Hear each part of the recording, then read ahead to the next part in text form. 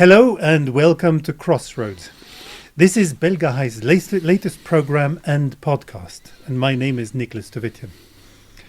Today I'm speaking from Yerevan in Armenia. On this program we'll be talking about Armenia and Europe. The Parliament of Armenia recently voted to start the process of joining the European Union. That is a big step. But what does it mean for Armenia? Is this a road to security and prosperity? Can the EU help Armenia resolve its most pressing problems?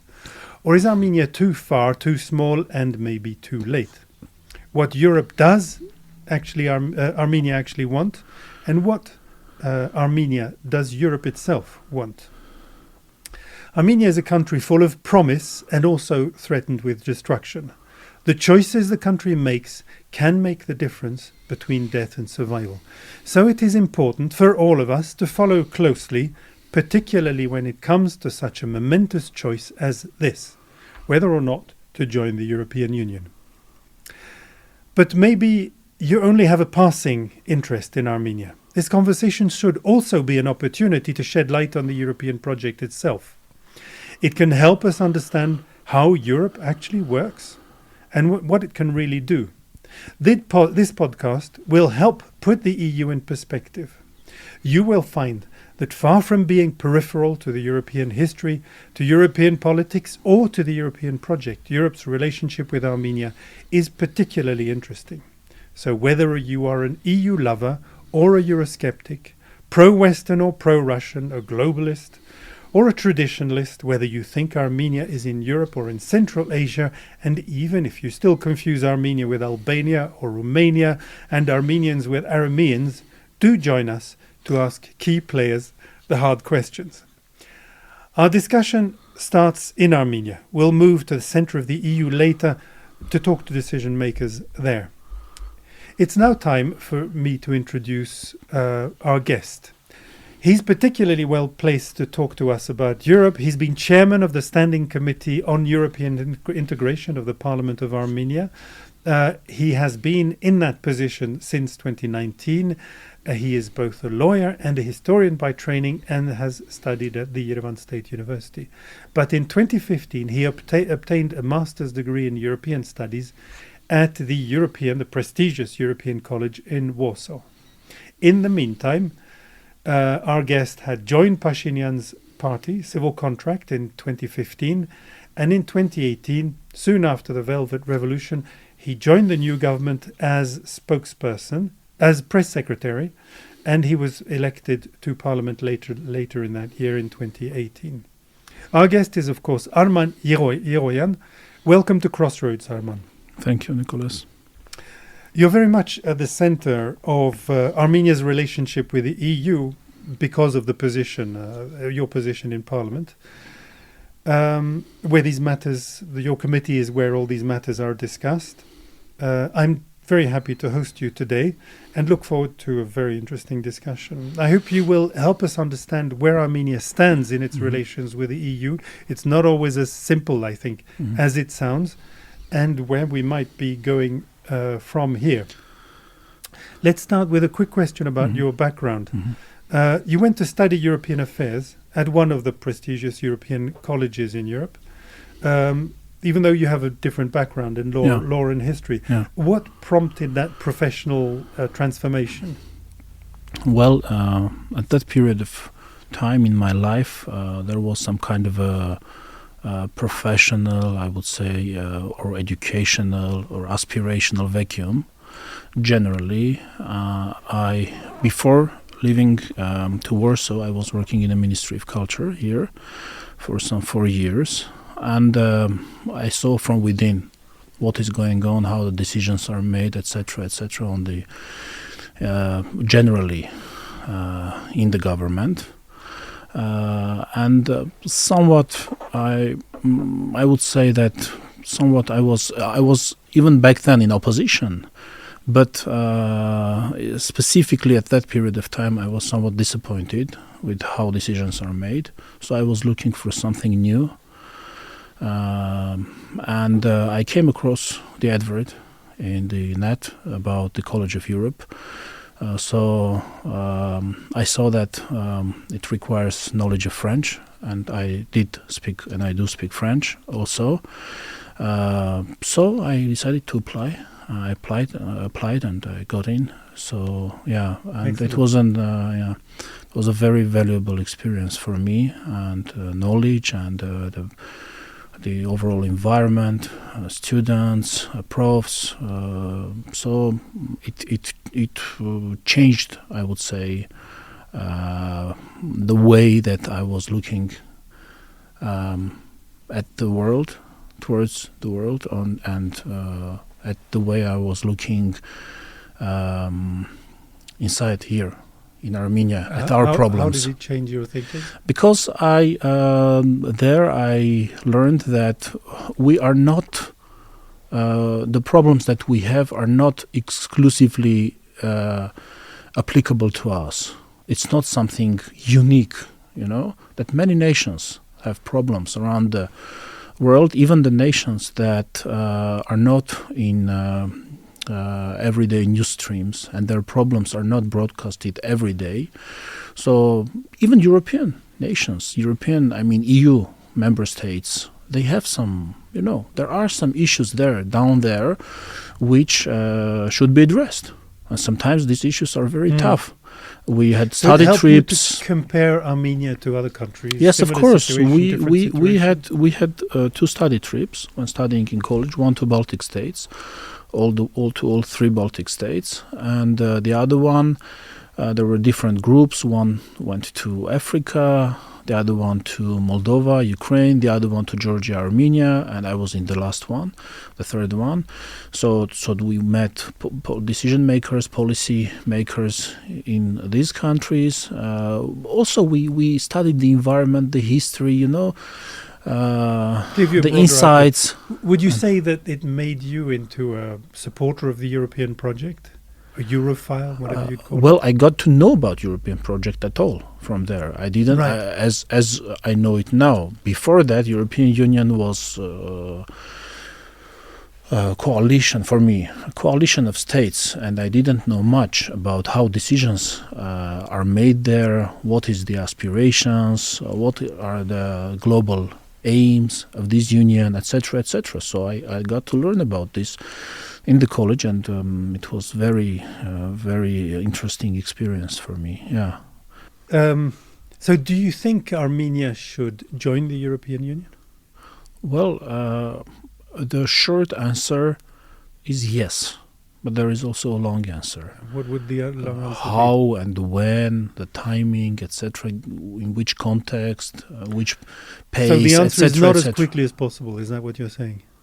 Well, still as quickly as possible might be rather long. As quickly as possible doesn't mean next year or in 2 years. In matters like this, I wouldn't prefer to use terms like as quickly as possible.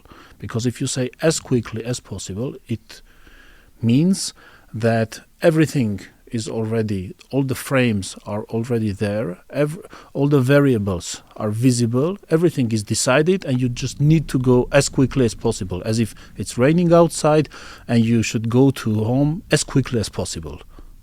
In this kind of complex issues, we cannot say as quickly as possible, as quickly as advisable, I would say, as quickly as advisable, as quickly as beneficial. Okay. To put it another way, the government officials have said Armenia is prepared to get as close to the EU as the EU would let them, so to speak. Yes, but the most important part, as the EU would let. So it depends on EU political will. Not only, there are two sides. If the doors were open now, should Armenia... Open for what? For membership? Yes. The doors cannot be open now for membership because Armenia is not a candidate state yet, and Armenia has not even signed an association agreement yet. For the current status of Armenia, the next step might be negotiating on a deep and comprehensive free trade agreement, which is the part of association agreement which Armenia hasn't signed.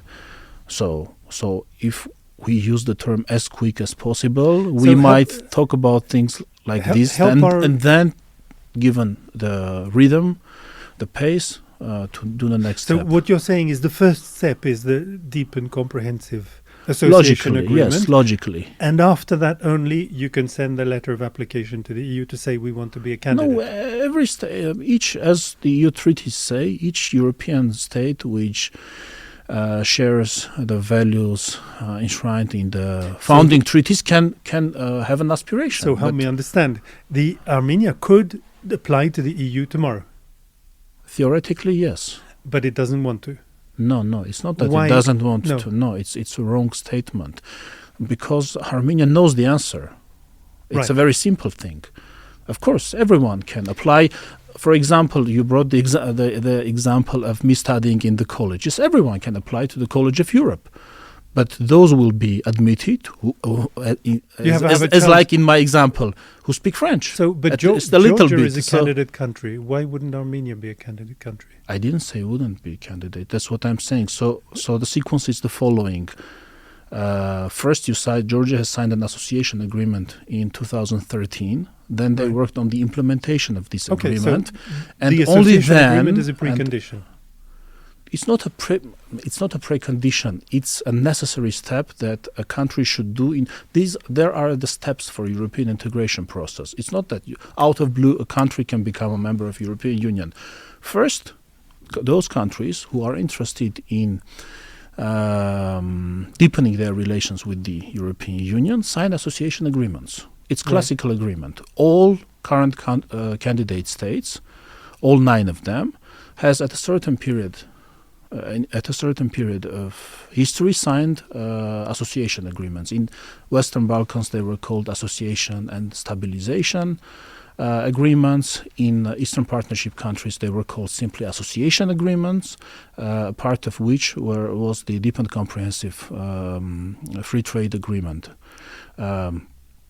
So Armenia was negotiating on this agreement, but at the very last minute, you remember, the previous government stepped back from the association agreement, so we signed the renegotiated text of the association agreement without the DCFTA, Deep and Comprehensive Free Trade Agreement part. Right.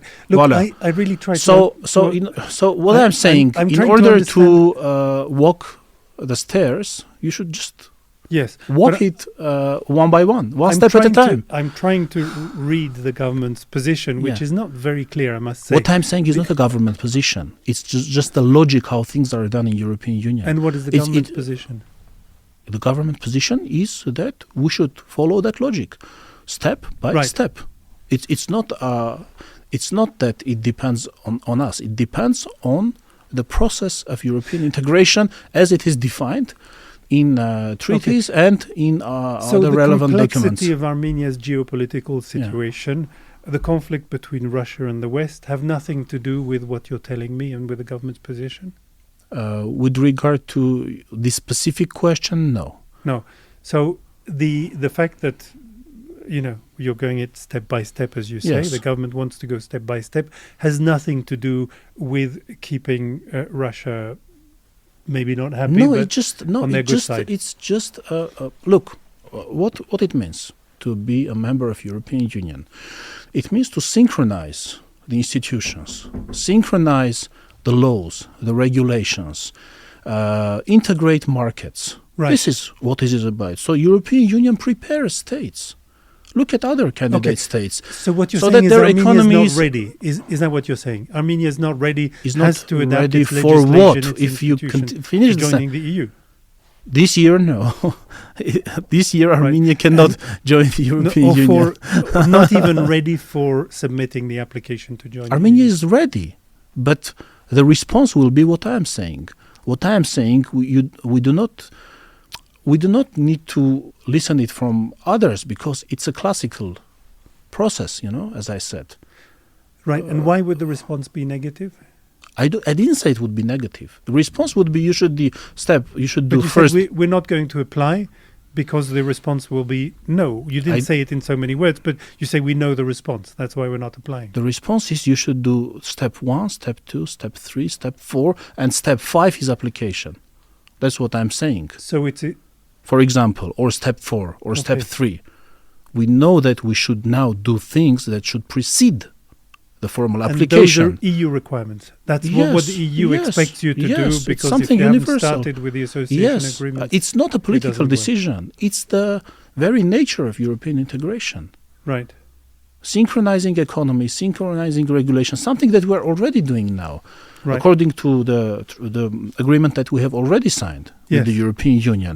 Now we are working on the document that will develop our relations even further than our current existing document. Right. We are working on political level. We are synchronizing our, I don't know, you might have heard about the recent permit on exporting Armenian fisheries to the European Union. For example, the recent decision of Armenian government to subsidize customs for Armenian producers who would like to export their goods to European Union, which will eventually decrease their price and increase their competitivity, exactly. Yes. So the things are there. Of course, we can send an application tomorrow, but still we will have to do all these things Right. before this application is either adopted or not. Right. So there's an agreement under negotiation, right, with the European Union. Not an agreement in its classical sense, but a new partnership agenda, which is a political document. Okay. So it's not kind of a document that should be ratified in the parliaments. It's a political statement on the highest political level, which is What is now it under about? negotiations. It's about our political agenda, as the title says. You want me to disclose all the articles? Not It's all about the articles, but what is it? What is it about? Trade? Is It it is about about- it visa is- it is, facilitation? Or, visa Is it- visa facilitation, since not a facilitation, but we already have facilitation, but liberalization. Visa liberalization, the dialogue on visa liberalization has already started last year, July. So the other issues like cooperation in the area of security with the European Union, something that is very new Absolutely. in our bilateral relations. Also trade, some political agenda, justice, reforms, democracy, human rights, investments, etc. So I think in upcoming months the document will be finalized and signed and published. And is that supposed to lead to an association agreement then? That specific document specifically does not necessarily lead to association agreement. What Right. I am saying is that if we, after the adoption of law that you were talking about, move towards the direction of becoming a member of the European Union, our next logical step should be the one that we have skipped. And that is the association agreement. Yes, that we Because skipped all the more other than steps- 12 years ago now. Yes, it doesn't matter. Even if 12 centuries ago, still it was skipped. Yes. So we should start from the point where the things stopped. Yes. For those who wouldn't know, Armenia had the opportunity to sign an Yes. association agreement in 2013. Yes, Right, yeah. but then for some reasons that we know very well, Armenia stepped back. Back then, also Ukraine had very serious problems with Yes. regard to this document. Yeah. So, Yes, Yeah. this is when the trouble started in Ukraine yes. in 24. Well, soon after this Yes. movement. So you mentioned the draft law Yeah, that was adopted in Parliament, started by a civil society initiative. yeah. So what was the Parliament's response to this proposal? We adopted it, Yes. as is known already now. Right. Yeah. What might be the consequences of that law? Well, the law consists of one sentence. Yes. Such. That I have here. The Mhm. law says the Armenian Republic declares the start of the process of its accession to the European Union. That's the whole of the law. Yes, Yes. because that's what was drafted. So, yes, we made some minor changes regarding the technique of technique of drafting of laws. So, but what is new in this law is that it talks about accession process, not about just generally deepening relations, widening relations, etc., getting closer, etc., etc. But it directly says about accession, membership. This is so it was welcomed in Parliament. Were there voices against the law? Yes, of course. The other two oppositionary fractions were totally against. On what grounds? On the grounds that it's a geopolitical shift for which we are not ready yet. On the grounds that we, because of this law, we might lose something that we have and not reach something that we're aiming at, etc., etc. Mostly these were concerns regarding Russia. So from what I understand, nobody actually opposing joining the EU per se as a goal, just fearing that the accession process would be dangerous. In a nutshell, I cannot say on their behalf. I'm not sure whether they're against, because they do not respond these questions directly if we talk about opposition. But what were they were saying was that now, in the most mitigated form, now is not the time.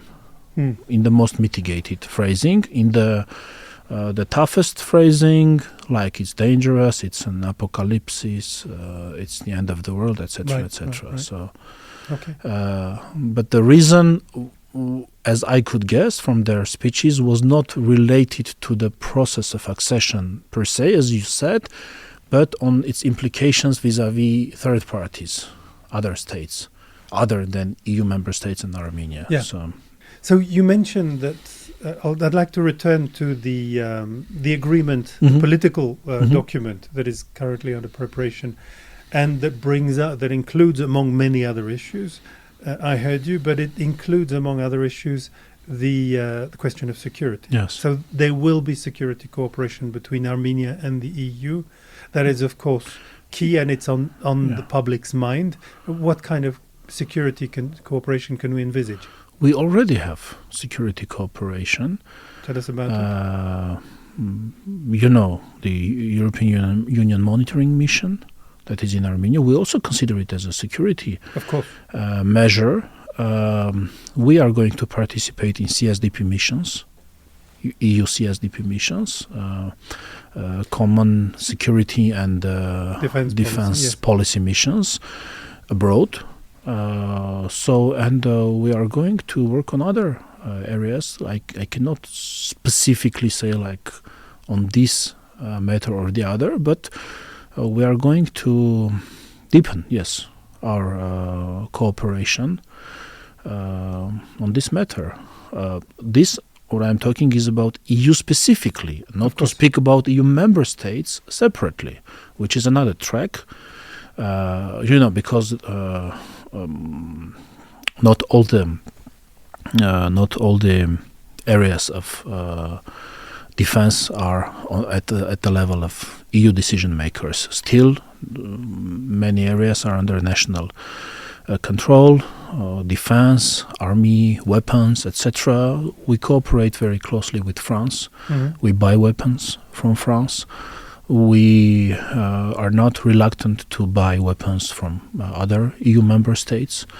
We are open for it if they do not mind. So, is there significant security cooperation with other EU member states, or is it considered? It is considered, but the most significant one now is France. Yes. With the rest, we work. Right. In that direction. You mentioned the monitoring mission. Of course, the monitoring mission on the border between Armenia and Azerbaijan from the outside seems to have made a very big contribution to Armenian security. Because now there is a tangible sign that the EU is interested in what's going on the border, which wasn't the case before. There's been a small contribution, material contribution, under the peace facility. In other words, Yes. Some small amounts of equipment have been provided, but it's very modest. 10 million, amounting 10 million euros. Yes, in the first tranche, and in the the field of second one defense. now is under consideration. right. And this was blocked by some of the EU member states. Or The at least second one, you mean? the peace facility. The second tranche. It took a long time. No, the first. The one. first one. Yes. I wouldn't say it took long. Normally, it's in the council decisions are made in that way, and it's not that it was an easy decision for everyone. So I wouldn't say it was long. It was a normal pace of the council decisions. Of course, there were voices, reluctant voices in the council, but still it passed. All right. The point is this blockage still in place? Well, the one Is it regarding going the to first hamper one security cooperation was in the not future? in place. Otherwise, it wouldn't be adopted because decisions are made at consensus. For the further decisions on upcoming tranches, yes, there might be some voices against. I think it took 2 years. No, For the first, between No. the first proposal by some of the member states to the council and the final approval of those 10 million, it took about 2 years. I am not sure it take 2 years. Yes, the first proposals were already in 2021 for the EU to provide. These were ideas, simply. It was not a drafted proposal. In 2021, there were ideas to start cooperation in this field, but I do not. So you're I do saying not think that Hungary it was didn't block? rejected. So Hungary didn't block the decision. I didn't say that. I said that it's just. It didn't take 2 years. This blocking Okay. was not that long. Yes. Of course, some member states were against, as I said, but ultimately they agreed. The fact is that all 27 member states agreed. Eventually agreed. Eventually, yes. But it's not surprising that some member states can be against. I mean, it's not a scandal because it's an aid. It's a foreign aid to third countries, and of course, some member states might be. It's their right to consider it twice, thrice. Of course, and it's our duty to work with them, to explain the situation, to explain our needs, and it's a normal political process. I do not want to blame on anyone. Right. In Parliament, you said recently, I think, that it is good for small states to be a member of Yeah. the EU. Small states give relatively little and receive relatively much from this structure. Yes. What did you mean by this? Could you elaborate? I meant literally, small states, they give away less from their national, even financially. If you look at EU budget, if you look at what EU is doing, at where these money are spent at EU level, and if you look at specific countries that contribute to this budget, of course the money that is spent on small countries Yes. is more than they have contributed. So you meant this mostly financially, in terms of financial contribution? First of all, financially, because it's very important. Financial matters are very important when talking about Of course. supranational, because states, they give away a certain amount of their sovereignty, specifically in the areas which are the exclusive competences of the European Union, and which are decided at the level of the Union exclusively, or by the Commission exclusively. So they give away certain rights, member states. So it's very important what they receive in exchange. Yes. And what I was saying is that if you heard Eurosceptic voices, these voices normally come from richer states, from bigger states. The citizens of these states sometimes might ask questions whether we receive as much as we contribute. Okay. But for small states, it has never been an issue. Even Eurosceptic voices in smaller EU member states, they do not raise the question of membership.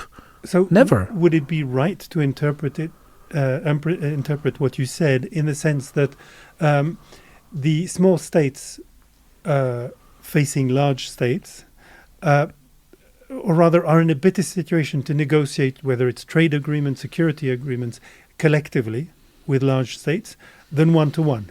So the relationship in a union of 27, 28, 29 countries that are governed by a common system of law is more protective of the rights of small states than if they have to negotiate their relationship one-to-one. If generalized too much, yes, but what I also meant is that let's take the common market, the common European market. So smaller states, they immediately receive access, unimpeded access, to the 550 million market. That's right.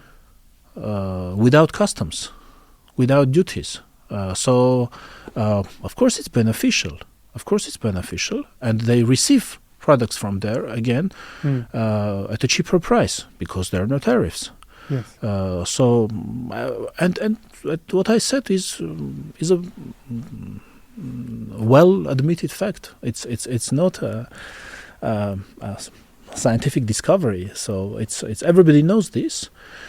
Because, normally the pan-European projects, if we take the roads, the pan-European, like electricity grids, etc., the mega projects, which are very costly, if all smaller states have done this one by one on the territory of each of them, it would cost them way more than it costs now, and they benefit from these infrastructure programs, and they also benefit from common European policies, because the policies, for example, common agricultural policy, for example, of course they benefit. Of course, in this case, the bigger states and bigger agricultural states like Spain, like southern states, they also benefit. But since there is a common policy, economies of scale. Economies of scale, of course, but also look, for example, if there is a specific problem any year, anywhere, European Union can address that problem. One year it might be a problem with fishery, so they can substitute with some other resources, taking from specific countries and substituting to others, yes, and vice versa. So the bigger the union, the more flexible the decision-making problem. Or if there's a fire in Greece, everybody can send their equipment. Rather than if they were just decide yes. individually, they should have done it bilaterally, 27 states each. Yes. Rather than to discuss at the level of Commission, to ask the Council, and then have a decision, and done. Yeah. Very important point. I'd like to ask you a question about the Armenian diaspora. There's a lot of Armenians in Europe. Many of them in influential positions, very articulate people in the media, in government, in all sorts of professions, in universities and so on. What would you say and many other professions, what would you say their role is in helping in Armenia in its relationship with the European Union? Is there a role for them? Of course there is, but we expect them to promote the aims and the goals that Armenia has defined. This is what we expect from them, because very often the aims, and this is not only about Armenian diaspora, this is about all diasporas.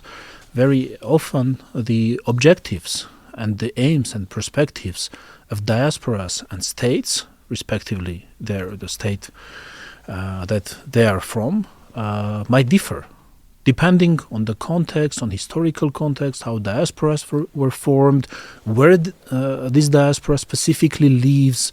So it's the same with all diasporas. Not always the objectives and aims of the state and their diaspora match 100%. So our vision is that wherever the objectives and aims, they do not match 100%, we work on the part that matches.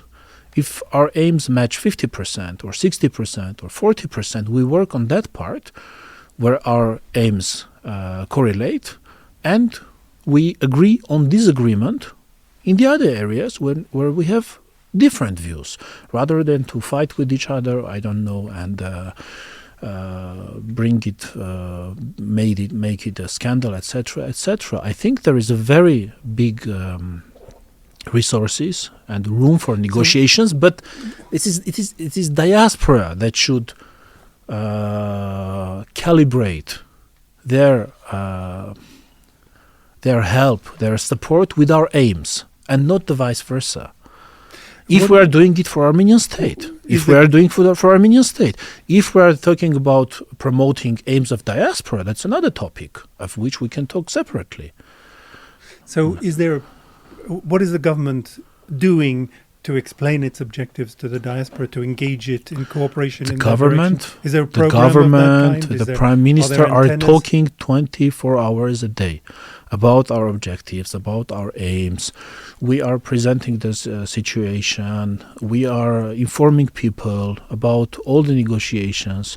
So the sensitive parts, the sensitive issues with regard to views of diaspora. I mean, negotiations with Turkey, negotiations with Azerbaijan, and here again, we are 100% transparent. We say our aims, and it's open. I meant, are you reaching out, for instance, to these young professionals I'm talking about in the diaspora? Specifically, you mean? There's an entire new generation in the diaspora. Yes, that was born in Armenia or was born from parents who just left Armenia. They have now finished university. They're starting in their professional life. They have relatives in Armenia. They want to help. They have no political affiliation. They have no fight with Armenia. What are you doing to engage them? For that, we have created specifically an agency, if I translated it correctly, though I'm not sure, of dealing with diaspora. At a ministerial level, not a ministry, but the High Commissioner's office. The High Commissioner's, thank you. The High Commissioner's office in charge for relations with diaspora, and the High Commissioner himself, he travels a lot, he meets these people, and what you said, I have heard also from him, that there is a new generation in diaspora. Diaspora also changes.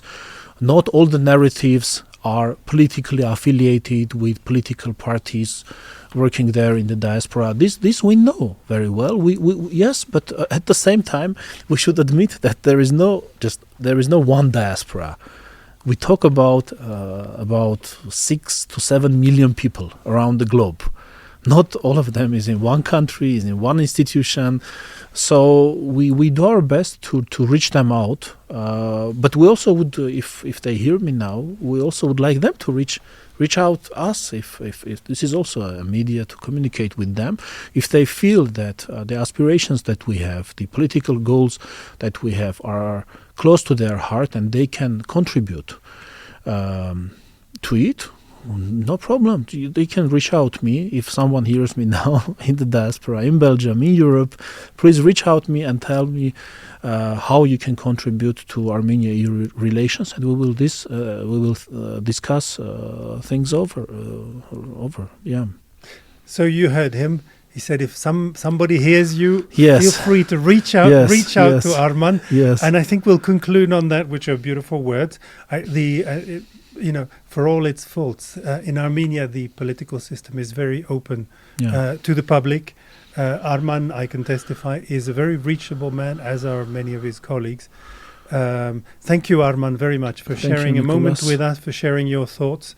We understand you're a very busy man, and your time was highly appreciated. Thank you very much. This is also the part of my job, and it's always a pleasure for me to talk about my duties and the work that I'm doing. Thank you very much.